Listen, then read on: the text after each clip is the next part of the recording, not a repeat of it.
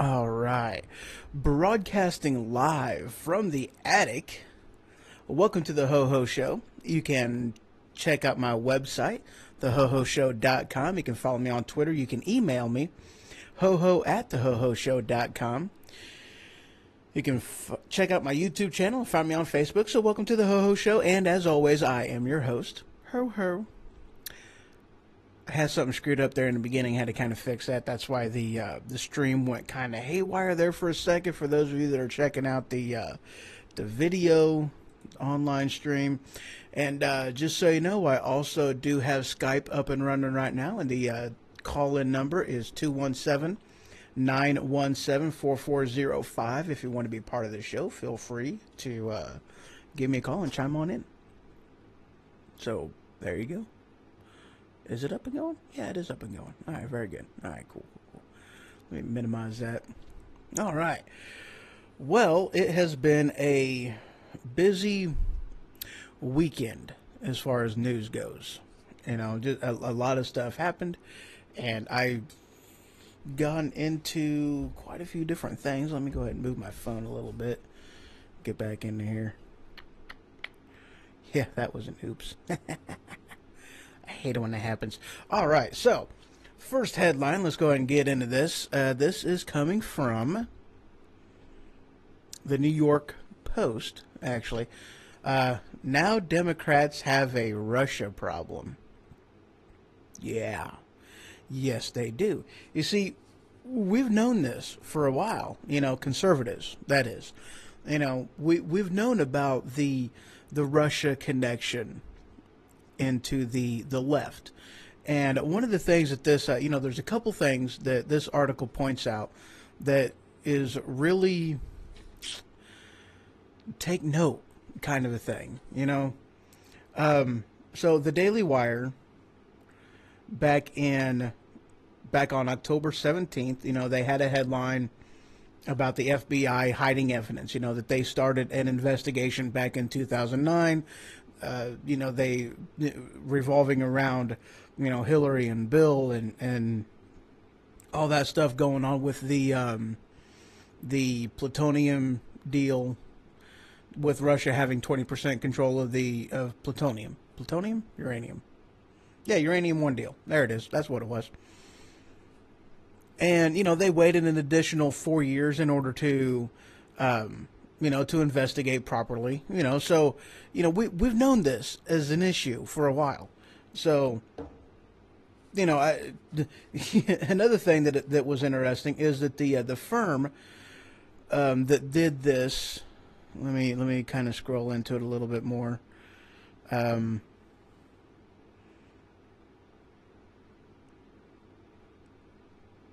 Yeah, so, okay, let me just read from here. Podesta, who lobbied for a pro-Russian Ukrainian group, and this is the brother of Hillary Clinton's campaign chairman. Okay, so you've got ties into this, and they only, reported, no, wait, what did that say? Okay, so the firm that he worked for is the lobbying firm, they only updated their foreign agent, well, I can't even read my own handwriting, foreign agent registration form after the news disclosed these different payouts. So, this is just more news coming out that really is very damning to the Democratic Party, especially Hillary Clinton, Bill Clinton, and all those involved, Podesta, all those involved. Just makes everybody look bad. Very much makes everybody look bad. I'm just checking to make sure this is still online. Everything looks good. I'm hoping I'm streaming. I bumped up my my video bit rates again just to kind of see if it could handle more, because I ran a test on it just to see what the actual video bit rate was. The test ran back really high. I thought it was kind of cool, so I'm hoping that it actually works out right. So, moving on, the next story I got, let me get rid of this piece of paper. All right, the next one I got, let me go ahead and get into that headline. Let me actually find it first. All right, this one hit the wire about 3 hours ago. NBC News, headline, see all 8 prototypes for Trump's big, beautiful border wall.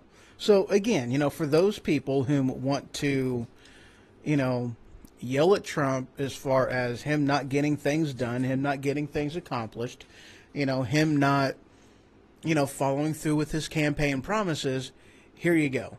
Shut up.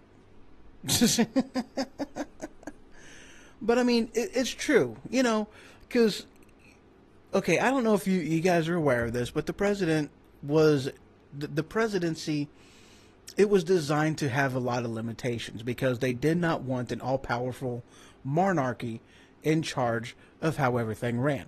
So they put huge amounts of restrictions on what the president can legally do. Now, unfortunately, we've lost sight of this with, Obama's previous 8 years in office, that we forgot that the president has limitations on what he can do. We forgot about this because apparently, if you're a Democrat and if you are half black, then the rules don't apply to you in the political sense as a president having to follow rules, because heaven forbid we, impeach the first black guy for, violating his oath of office and for stepping outside the legal boundaries that the Constitution puts in place over him. Heaven forbid we impeach him. So we really let his presidency run amok, and we have forgotten what a real president looks like, or what the presidency is supposed to look like, how it is supposed to be restrained. You see, by his own accounts, by his own admission, Obama violated the law. Whenever he did the whole, what was it that he did? I think it was with immigration, because he flat said, numerous times that he can't unilaterally act. He can't do that. He can't do that. It's unconstitutional. I can't do that. And then there he goes and does it. He does it. He goes against the Constitution. He goes against what he knows he can and cannot do, and he violates that. So, yeah, horrible. So we have forgotten how a president is supposed to be limited, what his powers are and what they are not. And the bad thing is, we put all this weight onto Trump like he is not just a commander-in-chief, but he's the king. And he's not the king. He can only act in the ways that Congress says he can act. That's what it means to be, an executor. You act in the way that the Congress says that you can act. That's what he is. That's what he is restricted to do.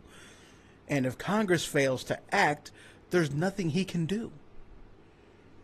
I mean, he's actually forced to play by Obama's rule book until Congress rewrites the rules, until they pass laws, until they get something accomplished. And that's what's been going on. Hello. Do you guys not know? Did you not go into civics class? Did you not, research and look into government and how it functions?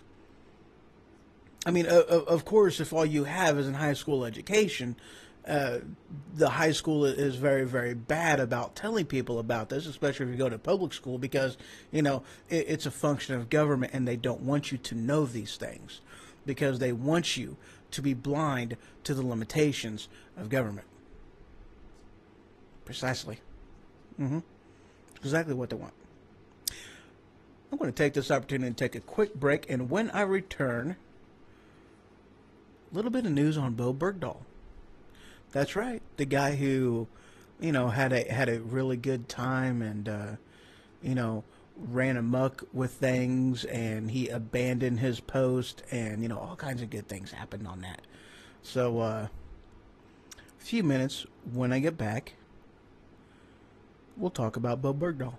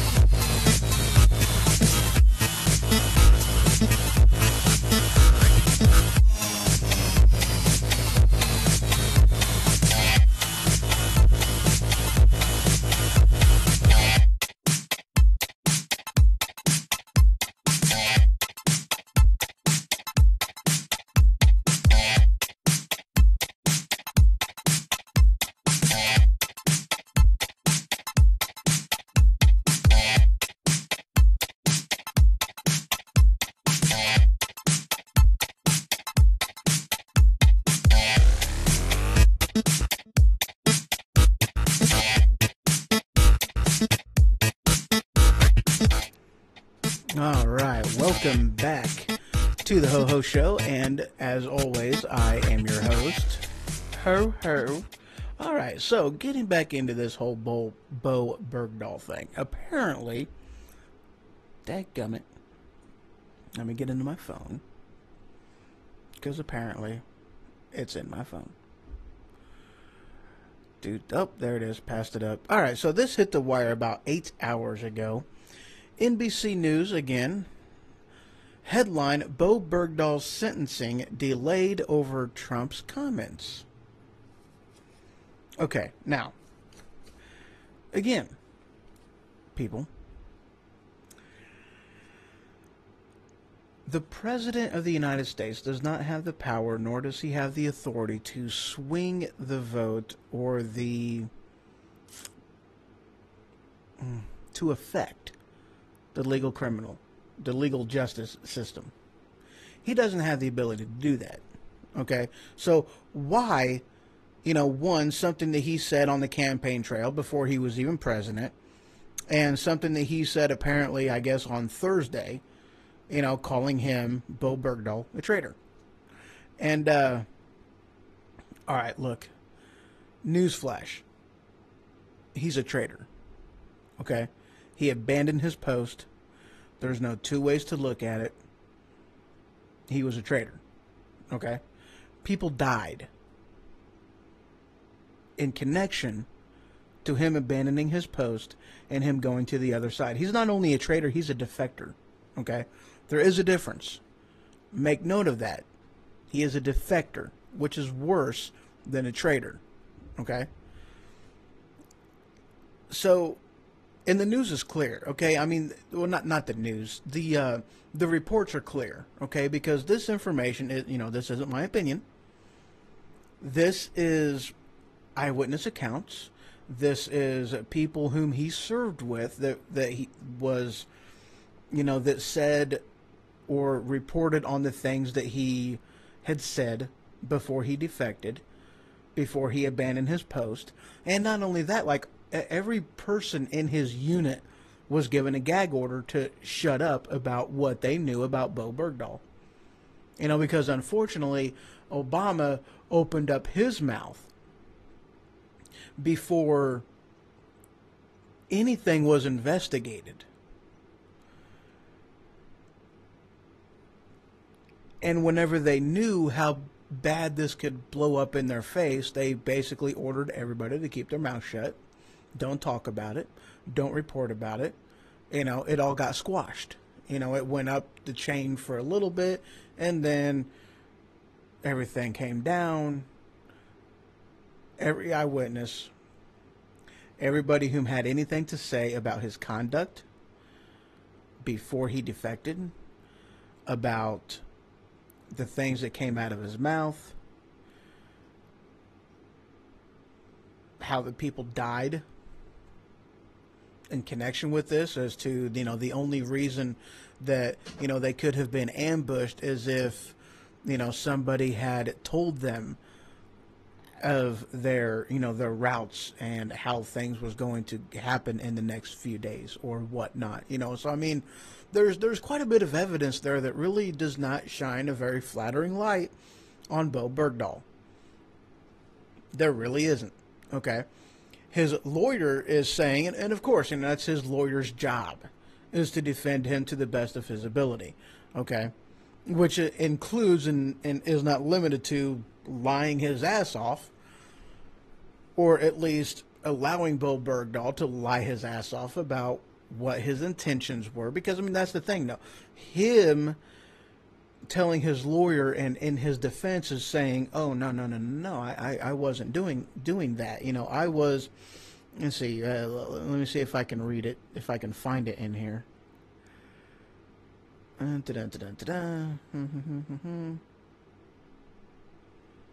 Wow. Oh, yeah, here it is. At the time, I had no intentions of causing search and recovery operations. Oh, no. Oh, yeah, that's what it was. He was stepping outside the chain of command in order to tell on his, people in his unit that there was corruption and, you know, different things like that was going on. That's what his claim was, is that he didn't defect. He was going around the chain of command to report directly to somebody else, and that's when he got caught. He violated the chain of command to report on his other members in his unit, and he got captured. That's basically what his defense was. But he didn't think that they were actually going to search for him. He never thought it was good. You know, it's one of the things that his defense was, well, at the time that they went out and searched for me, I wasn't captured yet, but I had no idea that they would actually send a search party out for little old me. You know, even though they're, you know, part of what their core belief is, no one left behind. Apparently, he didn't get that memo. So, yeah. I don't see how President Trump's anything that he had to say, you know, I don't understand how anything that he had to say should affect whether or not he goes to trial. Because, again, he isn't a prosecutor. He isn't the defender. He isn't the judge. He isn't on the jury. Nothing. He is in no way, shape, or form connected to the investigation, to the trial, anything. Freedom of speech says you have the right to say whatever it is that you're saying, and there is evidence supporting what it is that he is saying. And under the Military Code of Conduct, the punishment for said act is pretty clear as well. So this isn't slander. He isn't stepping outside. Well, okay, let's put it this way. He at least has waited until investigations were completed before Trump started running his mouth. Unlike what Obama has done numerous times in the past, as far as with different cops. And since I went into cops, this is an amazing segue. And I actually didn't even intend on this one, but this is good. Oh, wait, let me get to it. Dadgummit. I hate it whenever I do that. I went too quickly into a segue. Here we go. This is coming from about an hour ago, it looks like. The Right Scoop headline: Miami cops stop providing security for protesting Dolphin players. So, here you have it, guys. And I knew that something like this was going to happen. I don't remember if I actually called it on one of my previous episodes. I have absolutely no idea. I don't remember. I have slept since then. But when you spend your time protesting against the very people whom are going to protect your life, it's only a matter of time before them people no longer want to protect your life. Are you surprised that the cops are saying, we don't have to take this? And if you guys think that you're so bloody amazing, that maybe you can protect yourselves. I figured something like this would happen. I really did. I am not surprised in the least. I'm actually quite surprised that it's taken this long. And I'm surprised that more security forces, you know, whether that be private or whether it be, you know, provided by the city, or whether it be off-duty cops as some places do it, I'm surprised this hasn't happened more often. I really am. Looking at a couple notes here. Sorry. Yeah. So like I said, I'm surprised that it hasn't happened more often. I'm surprised that this is the first time that I've heard about this, you know, from anybody, okay? And if it is going on somewhere else and you all know about it, you know, hey, let me know. You know, I would like to know that type of information. What was that? Oh.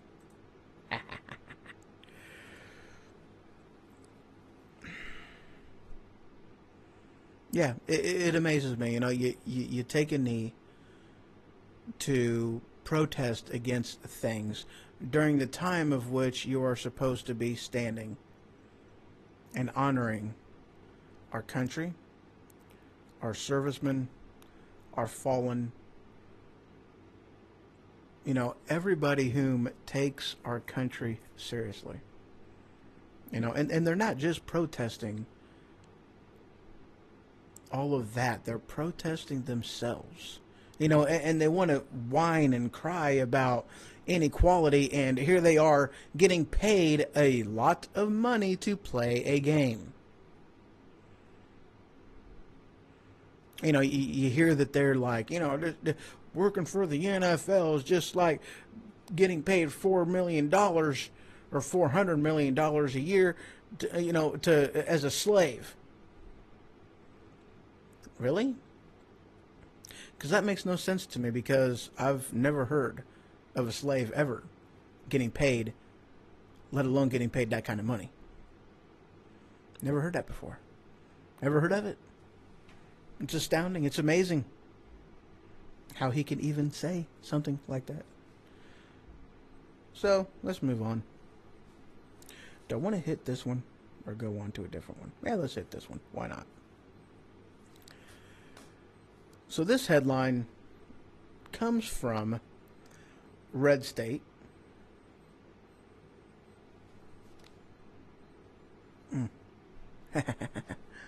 My watch is going off downstairs. Yeah, I'm not wearing it right now. I can hear it in my headphones. That was kind of cool. All right, so from the Red State headline, China and North Korea's friendship may be over in a very dangerous way. Now, I skimmed through this article. I read quite a bit of it, and to be honest with you, I didn't see the in a very dangerous way aspect of it, you know. Basically, what this is kind of saying is that with how Kim Jong-un, is that his name? Yeah, Kim Jong-un has been acting, you know, and I guess is very different as to how Kim Jong-il was, you know, his dad. And I guess it's just that him being a whiny little baby has really dampened what, or I guess taken China's goals back a ways. And I'm not, and it looks like it's, you know, political as far as, you know, their position on the world stage is what it's looking like, you know. And this is one of them things that, in the matter of speaking, I don't know how much of this I really, or how much water, or how much weight I put behind this. Because, I mean, it's one of them things that, you know, granted, if China wanted to do something about this, they could. In half a heartbeat, it wouldn't take them long. You know, they could take care of this issue in a hurry, you know. And basically, it's one of them things that, you know, China is all about, I guess you can say, the money. And they're going to protect that. Okay, China does not do anything. I love China. I really do.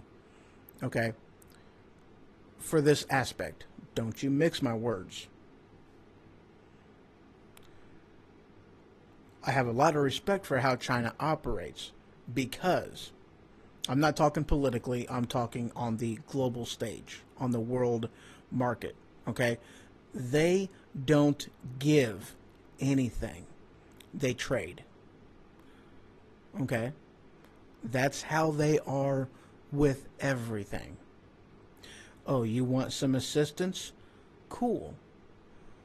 We get rights to your oil fields. To that oil field. That one right there, that is now ours. You want our help? You want our money? That's what we want in return. That's how China operates. They don't give anything for free. They want a return on their investment. And you can bet your bottom dollar that they get more bang for their buck on how they do things. That's why I respect China on how they operate on the global market. Unlike America, because apparently we're idiots. We just give money all over the place because we can print it without consequence.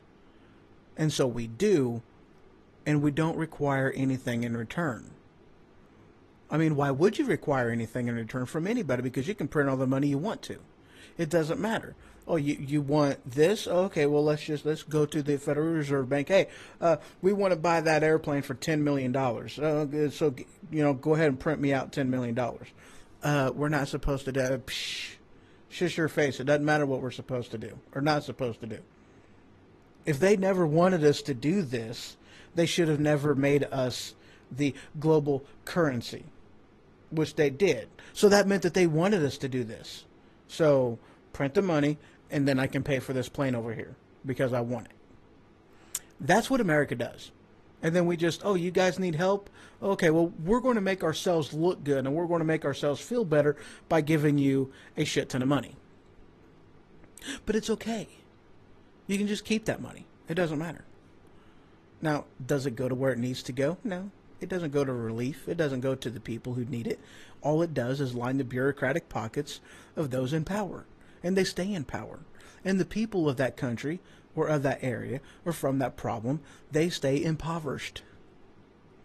I mean, you see it time and time again. I mean, how long has there been, go to the something or other.gov. Okay. And you can look as far as how much money we dish out to all these different companies or all these different countries. And if you look at all these different countries, you can look back for a while and see how long we've been giving them money. And now I mean giving them money because we don't see a return on that investment. China is intelligent. They see a return on their investment. We do not, because apparently we are idiots. And I do mean we, not just the federal government, we, every one of us, because we are the ones who allow the government to run amok without forcing them to have a budget, to stick to that budget.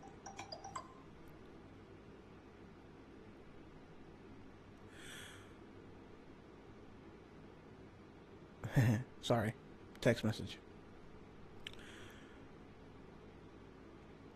But that's one of them things, too, that should scare the holy crap out of you. Do you know who buys our debt? And yes, I put that in air quotation with my fingers. They're right there. Fingers. China does. On the world, now, I don't understand why. If we have the money to just print, then why are we borrowing money? I have no idea. But China buys our debt. Now, China does not give anything for free. So, what is it? Did we have to give China? What do we have to give China for them to pay or buy our debt?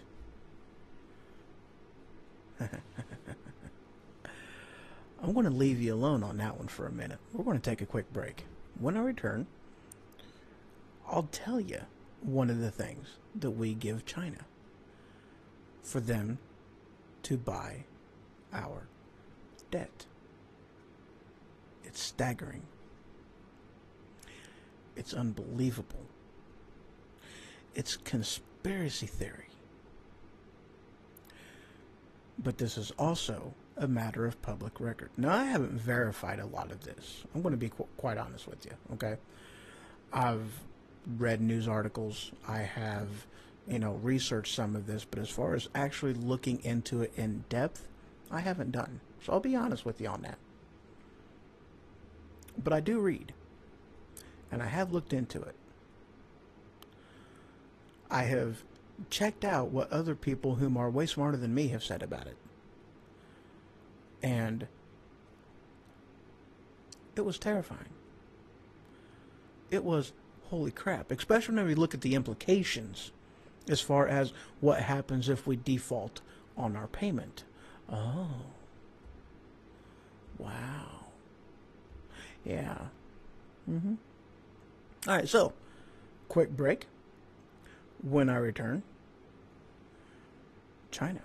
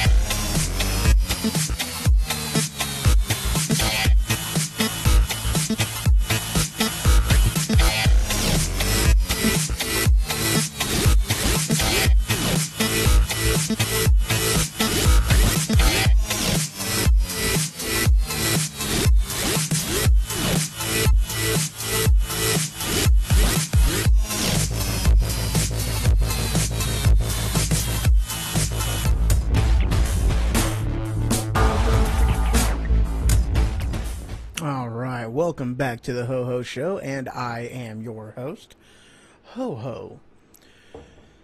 So, what does China get as collateral, if you would call it that, for buying our debt? Land. Yep. They get land. One of the things that I had heard that they get isn't just land, as far as national parks. It's also national monuments that they get as well. I actually heard that the what's that mountain, Black Hills Mountain, Mount Rushmore. I've actually heard that Mount Rushmore is owned not by the U.S., but owned by China. Now, that one I don't know if it's true or not, but, just that's one of the things. Knowing what you know about China, on how they operate with every other country that they have ever done business with, knowing that they don't give anything away for free. Basically, the one thing that I heard, the one thing that I read, the one thing that I did research is that China owns more U.S. soil than the United States government itself. That's terrifying. So what happens if we fail to pay our debt to China? Well, I don't know what that would look like. I really don't. But what I do know is, if it's true that we basically put our, national parks and national monuments up as collateral for the debt that China buys of ours. Well, what happens if you don't make a car payment? They come and repossess your car. So I don't know what would happen, but the implications look a lot like Red Dawn. Oh yeah. I've not said that out loud on the air before. That's what it looks like. Just so you know. Sorry. That was horrible. That was horribly weak. All right, so let's move on. Let's move on. Let's see this one. Next headline. Yeah. This is horrible. This is one of them things. Why am I not surprised? This one hit the wire about 13 hours ago. This is from the New Yorker. The New York Magazine, I'm sorry. The New York Magazine. Headline, Republican investigator Trey Gowdy stops pretending and admits this is politics. Basically, is what he's talking about is the investigation into the Russian scandal and other investigations of this nature. I mean, this isn't limited just to, this. Oh, you're a pain. Okay. It's not just limited to this. It's quite a few different things. But these congressional hearings that they do, these investigations, it's not about finding justice. It's not about finding the truth. It's playing politics. I don't know about you, but well, okay, let's put it this way. I've suspected it. Very much so. Why else could so much happen without anything getting done about it whenever supposedly all this stuff is being scrutinized by different agencies, by congressional oversight, by oversight committees and special counsel and all this other shit. How can so much slip through the fingers if they're not playing politics? And of course they're playing politics. These are politicians. Everything they do is playing politics. Hello. This isn't news. This isn't a secret. I mean, this should be pretty much common sense. Oh, yeah. Okay. All right. I want to take a quick break. No, I'm not. I got two more articles to cover, and then I'm going to call it a night. Nope, not that one. Where did it go? Oh, here it is. All right, so this one came from Entrepreneur, okay? Headline, what this company learned when it fired all its managers. Basically, is what this thing is talking about is a different type of bureaucratic, not bureaucratic, but a way for a company to operate better. And it's not necessarily firing the managers. It's making the managers do what the manager is supposed to do, but not letting them manage people. More or less allowing the people to kind of manage themselves, doing more of a a solo and a peer. It's allowing a company to operate more or less on a performance review and let your performance basically speak for itself, and that's how pay raises and employment, all that kind of good stuff goes, how it gets done, okay? Self-governance. That's why I bring this up.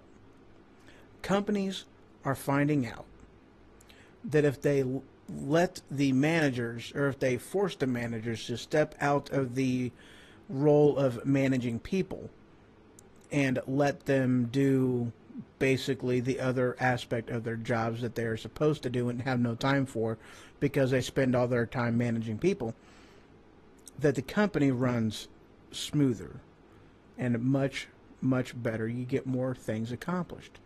It's better. The same thing goes when you're talking government and people. See, that's what this country was supposed to be.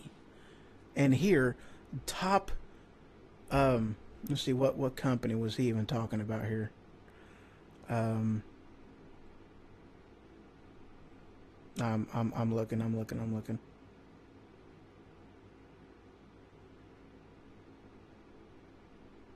No, Zappos. That's the one this was talking about.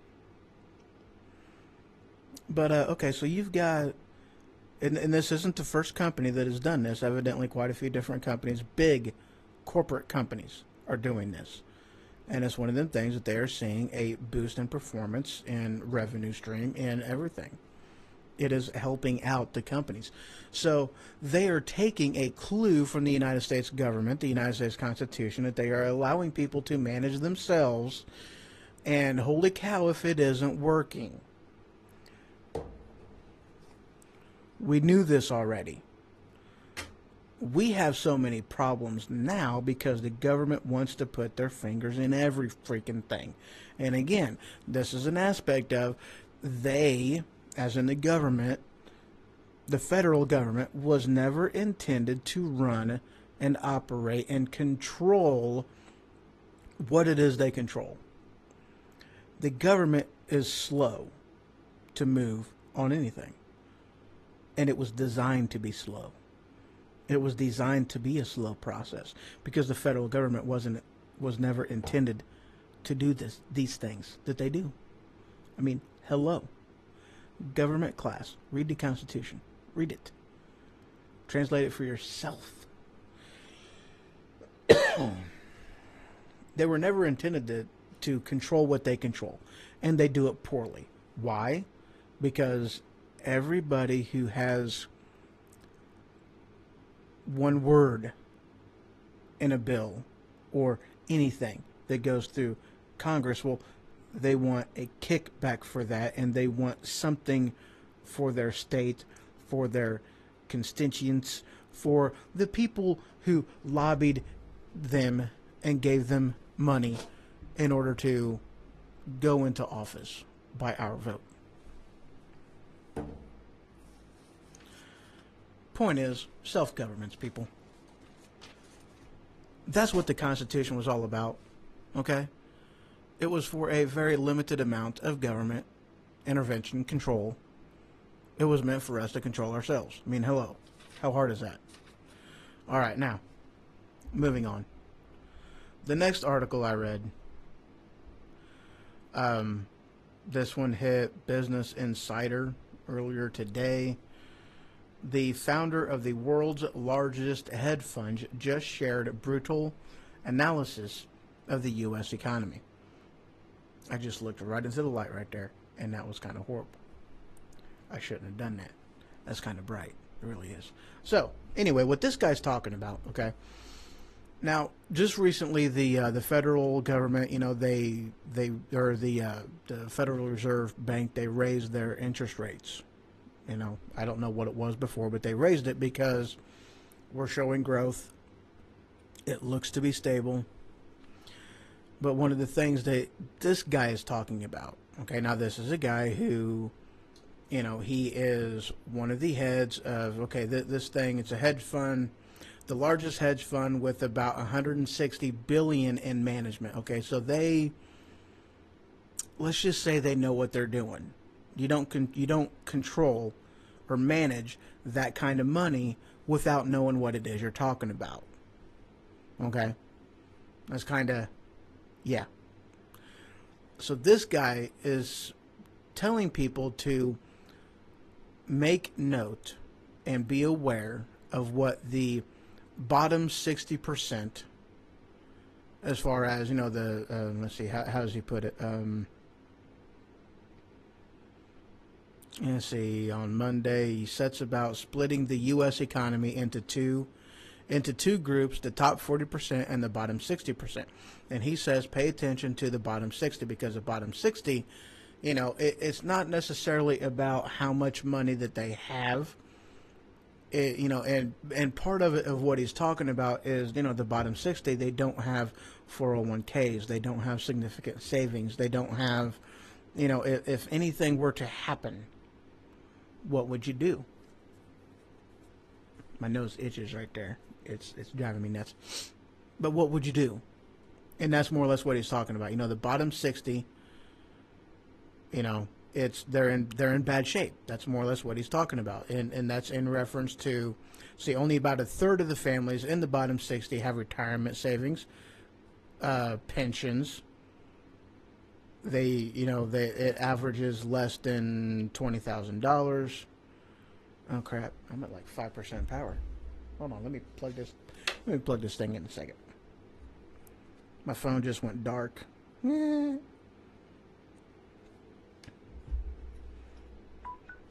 yeah, basically, is what he's saying though is that the bottom 60%, as far as the revenue stream goes, earnings and everything, it's that that bottom 60%.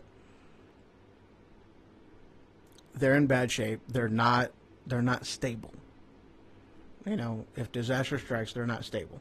And you got to pay attention to what is going on with them, is because in a lot of ways they drive the economy. So if they are not very stable, then the economy isn't stable. It's more or less what it amounts to. If the bottom 60, those who actually drive the economy, if they're not stable, if they're not well off, then the economy itself isn't stable. And he pretty much says that they raised the interest a little bit too soon. They shouldn't have done it. They should have waited and do more research, because basically it's just one of the things. He says that, on numbers alone, yes, everything looks good. Based on, just the bottom line, everything looks fine. It looks good. But when you start digging deeper and you scratch underneath the surface a little bit more, you come to find out that, there's not, yes, everything looks good, but there's not really a lot going on behind the scenes. And that, that for him is a sign of concern, because if there's not a lot of things going on underneath, when, like I said, when disaster strikes, when things happen, then you're looking for just, and maybe not like as far as the economy as a whole, but as far as people's individual economies goes, yes, you're looking at something bad. So there you go. I didn't word that very well. I didn't word any of that very well. That was awesome. That was very, very good. All right, guys. Well, I thank you much. You also have a great one. And I am going to go ahead and depart you. All right, you guys take it easy.